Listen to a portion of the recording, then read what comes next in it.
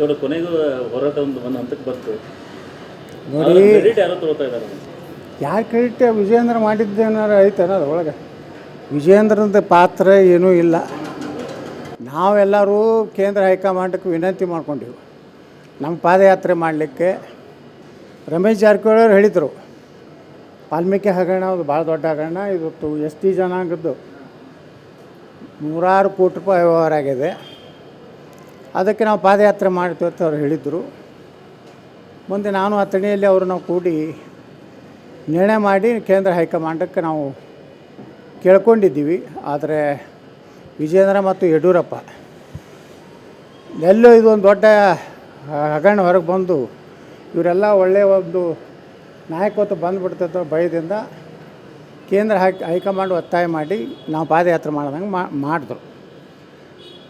ಆದರೆ ನಾವು ನ್ಯಾಯಾಲಯಕ್ಕೆ ಹೋದೀವಿ.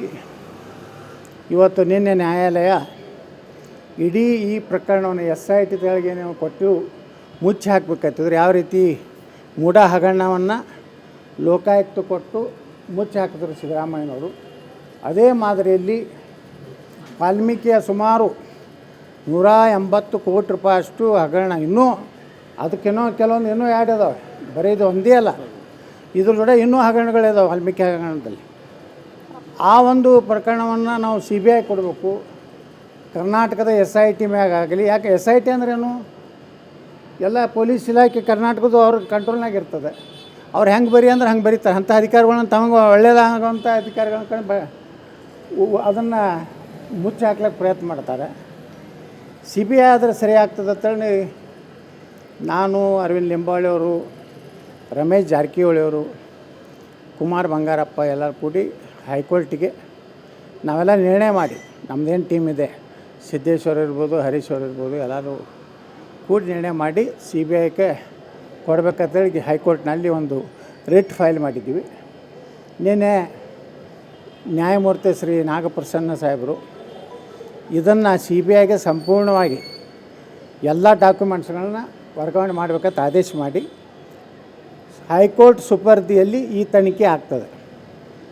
ಇದು ಇಂಟೀರಿಯಮ್ ಒಂದು ಆರ್ಡರು. ಇದನ್ನು ನಿರಂತರವಾಗಿ ಹೈಕೋರ್ಟು ಅದನ್ನು ನಿಗ್ರಹಣೆಯಲ್ಲಿ ಇದು ನಡೀತದೆ. ಯಾರ್ಯಾರು ಭ್ರಷ್ಟರು, ಇದು ಮುಖ್ಯಮಂತ್ರಿ ಹಿಡಿದು ಎಲ್ಲರೂ ಅದಾರೆ. ಯಾಕಂದ್ರೆ ಮುಖ್ಯಮಂತ್ರಿಗಳು ಆರ್ಥಿಕ ಸಚಿವರು, ಅವರ ಏನು ಫೈನಾನ್ಸ್ ಸೆಕ್ರೆಟ್ರಿ, ಚುನಾವಣೆ ನೀತಿ ಸಂಹಿತೆದಾಗ ಇದಕ್ಕೆ ಹಣ ಬಿಡುಗಡೆ ಮಾಡ್ತಾರೆ 50 ಕೋಟಿ. ಇದು ನಾವು ವಿಧಾನಸಭೆಯಲ್ಲಿ ಪ್ರಸ್ತಾಪ ಮಾಡಿದ್ದೆ.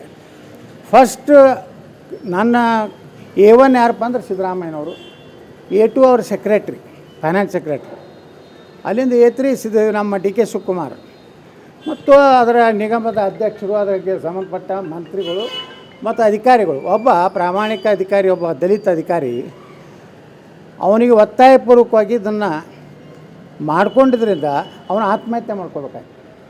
ಇದು ದೊಡ್ಡ ಗಂಭೀರವಾದಂಥ ದಲಿತರಿಗೆ ರಕ್ಷಣೆ ಮಾಡಿದಂಥ ಸಿದ್ದರಾಮಯ್ಯ, ವಾಲ್ಮೀಕಿ ಹಗರಣದ ಹಣನೇ ತಿನ್ನುವಂಥ ಸಿದ್ದರಾಮಯ್ಯ, ಕೇವಲ ಮುಸ್ಲಿಮರಿಗೆ ಹಣ ಕೊಡುವಂಥ ಸಿದ್ದರಾಮಯ್ಯನಿಂದ ಕರ್ನಾಟಕ ಭವಿಷ್ಯ ಇಲ್ಲ. ಅದಕ್ಕೆ ಮನೆ ನೋಡ್ರಿ, ಪೊಲೀಸ್ ಅಧಿಕಾರಿಗಳು ಪಾಪ ಅವ್ರದ್ದೇನೂ ತಪ್ಪಿಲ್ಲ, ಅವರು ಸಸ್ಪೆಂಡ್ ಮಾಡಿಬಿಟ್ರು ಕಮಿಷನರ್ ಲೆವೆಲ್ದವ್ರನ್ನ, DGP ಲೆವೆಲ್ದವ್ರನ್ನ. ಅಂದ್ರೆ ತಮ್ಮ ಮಾಡಿದಂತಹ ಎಲ್ಲ ತಪ್ಪುಗಳನ್ನು ಅಧಿಕಾರಿಗಳನ್ನು ಬಲಿಪಶು ಮಾಡುವಂಥದ್ದು ಏನು ಮಾಡ್ತಾಯಿದ್ದಾರೆ. ನನಗೆ ಅನಿಸ್ತದೆ ಈ CBI ತನಿಖೆಯಿಂದ ಎಲ್ಲರೂ ಯಾರ್ಯಾರದೊಳಗೆ ಪಾತ್ರ ಇದೆ ಅನ್ನೋದು ಹೊರಬಿಡ್ತದೆ, ಇವ್ರಿಗೆಲ್ಲ ಶಿಕ್ಷೆ ಆಗ್ತದೆ. ಇವತ್ತು ಭಯಪಟ್ಟಿದ್ದಾರೆ, ಅವ್ರು ಸುಪ್ರೀಂ ಕೋರ್ಟ್ ಹೋಗ್ಬೇಕಂತೇಳಿ ನಿನ್ನೆ ನಿರ್ಣಯ ಮಾಡಿದ್ದಾರೆ. ನನಗೆ ಮಾಹಿತಿ ಪ್ರಕಾರ ಅವ್ರು ಸುಪ್ರೀಂ ಕೋರ್ಟಿಗೆ ಹೋಗಿ ಅಲ್ಲಿಯೂ ಸಹ ಭ್ರಷ್ಟಾಚಾರದ ಹಗರಣದಲ್ಲಿ ಸುಪ್ರೀಂ ಕೋರ್ಟ್ ಸಹ ಮತ್ತೆ ಚೀಮಾರಿ ಹಾಕಿ ಇವತ್ತು ವಾಪಸ್ ತನಿಖೆಗೆ ಸುಪ್ರೀಂ ಕೋರ್ಟ್ನೂ ಒಪ್ಪಿಗೆ ಕೊಡ್ತದೆ ನನಗೆ ವಿಶ್ವಾಸ ಇದೆ.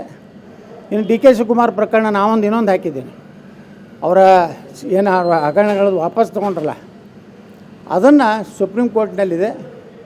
ಆದಷ್ಟು ಬೇಗನೆ ಕರ್ನಾಟಕದಲ್ಲಿ ಕಾಂಗ್ರೆಸ್ಸಿನ ಒಂದು ಭ್ರಷ್ಟಾಚಾರದ ಹಗರಣಗಳಿಂದ ಕಾಂಗ್ರೆಸ್ಸು ಕರ್ನಾಟಕದ ಸರ್ಕಾರ ಕುಸಿದು ಹೋಗ್ತದೆ.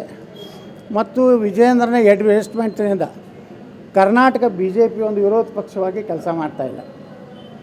ಎಲ್ಲೂ ಇದ್ರ ಬಗ್ಗೆ ಅವ್ರು ಮಾಡಿಲ್ಲ. ಆದರೆ ನಿನ್ನೆ ಟ್ವಿಟರ್ದಾಗ ಹಾಕೋತಾರೆ, ನಮ್ಮೆಲ್ಲರ ಸಂಘಟಿತ ಹೋರಾಟ. ನಮ್ಮ ಫೋಟೋ ಬಿಟ್ಟರೆ ವಿಜಯೇಂದ್ರನ ಫೋಟೋ ಅವ ಹಾಕೋತಾನೆ, ತಾನು ಏನೂ ಸಂಬಂಧ ಇಲ್ಲ ಅದಕ್ಕೆ. ಅಂದರೆ ಎಷ್ಟು ನಾಚಿಗೇಡಿ ಆಗಿಬಿಟ್ಟ ರಾಜ್ಯಾಧ್ಯಕ್ಷ. ಇದರ ಕ್ರೆಡಿಟ್ ತೊಗೊಳಕ್ಕೆ ಬಡ್ದಾಡ್ಲಕತ್ತಾರ. ಕ್ರೆಡಿಟ್ ತೊಗೋದಿದ್ರೆ ಪಾರ್ಟಿ ಆಗಬೇಕಾಗಿತ್ತು. ಇನ್ನು ಸುಪ್ರೀಂ ಕೋರ್ಟಿಗೆ ಇವತ್ತು ಹಾಕಿದ್ರೆ ನಾವು ಸುಪ್ರೀಂ ಕೋರ್ಟಿಗೆ ಹೋಗ್ಬೇಕಂತ ನಿರ್ಣಯ ಮಾಡಿ.